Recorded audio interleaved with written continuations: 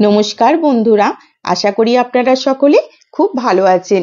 পাঁচমেশালির হেসেলে আপনাদের সকলকে স্বাগত। আজ আমি খুব সুন্দর একটা নতুন ধরনের ডিমের রেসিপি নিয়ে এসেছি। আপনারা তো ডিমের ঝোল ঝাল অনেক বানিয়ে খেয়েছেন, কথা দিলাম একবার এই রেসিপিটি বানিয়ে দেখবেন, আপনাদের খুব ভালো লাগবে। এর জন্য কড়াইয়ে আমি অল্প একটু সর্ষের তেল গরম করে তাতে দিলাম পেঁয়াজ কুচি আর রসুন কুচি। একটু ভালো করে নাড়াচাড়া করে নিয়ে এবার এর মধ্যে আমি একটা টমেটো ছোট করে কুচি করে নিয়ে দিয়ে দিলাম। এটা ততক্ষণ পর্যন্ত নাড়াচাড়া করব, সিম আছে, একটু আঁচটা সিম করে, যতক্ষণ না এগুলো ভালো করে গলে যায়। যতক্ষণ পেঁয়াজ টমেটো ভাজা হচ্ছে ততক্ষণ এর মশলাটা আমি রেডি করব। এখানে দিলাম কিছুটা সাদা সর্ষে আর কিছুটা পোস্ত, আর দিচ্ছি দুটো কাঁচা লঙ্কা, আর সাথে দেব অল্প কয়েকটা কাজু। এবার ভালো করে একটা মিহি করে পেস্ট বানিয়ে নেব। একটা বাটিতে নেব একটু টক দই, আর যে মশলাটা পিসলাম সেই মশলাটা এর মধ্যে দিয়ে দিচ্ছি। সাথে দিচ্ছি পরিমাণ মতো নুন, দেব হলুদের গুঁড়ো, দেব একটু লঙ্কার গুঁড়ো, আর যেহেতু আমি টক দই দিয়েছি তার জন্য দেব একটু চিনি। চিনিটা দিলে স্বাদও ভালো হবে আর রান্নার কালারটাও ভালো আসবে। ভালো করে সবকটা উপকরণ মিশিয়ে নিয়েছি।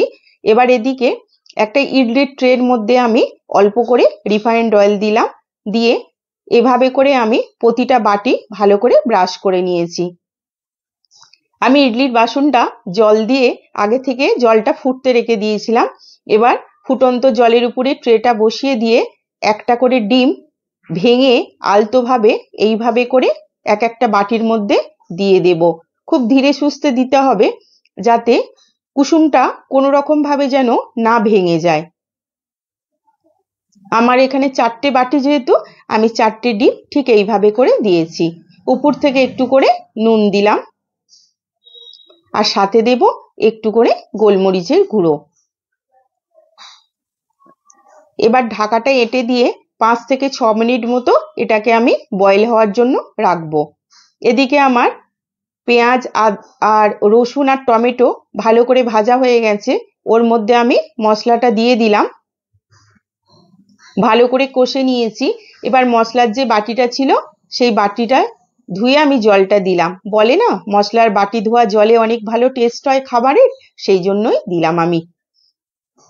ভালো করে কষা হয়ে গেছে আমার। আর এদিকে দেখুন আমার ডিমের পোচগুলো রেডি একদম। আস্তে করে চামচে করে এইভাবে করে তুলে তুলে আমি এই গ্রেভিটার মধ্যে দিয়ে দেব।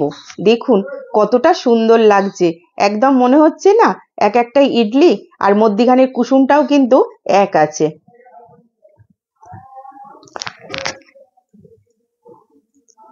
ভেঙে যায়নি কুসুমগুলো।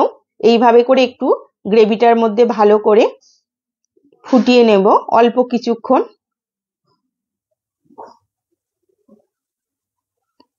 উপর থেকে একটু ধনেপাতা ছড়িয়ে দিলাম।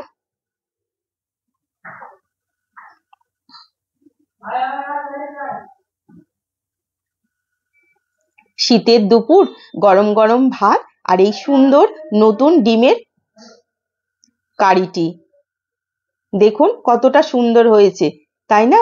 তাহলে বন্ধুরা, যদি আমার এই রেসিপিটি আপনাদের ভালো লাগে তাহলে প্লিজ একটি লাইক করবেন, কমেন্ট করে জানাবেন এই নতুন ডিমের রান্নাটি আপনাদের কেমন লাগলো।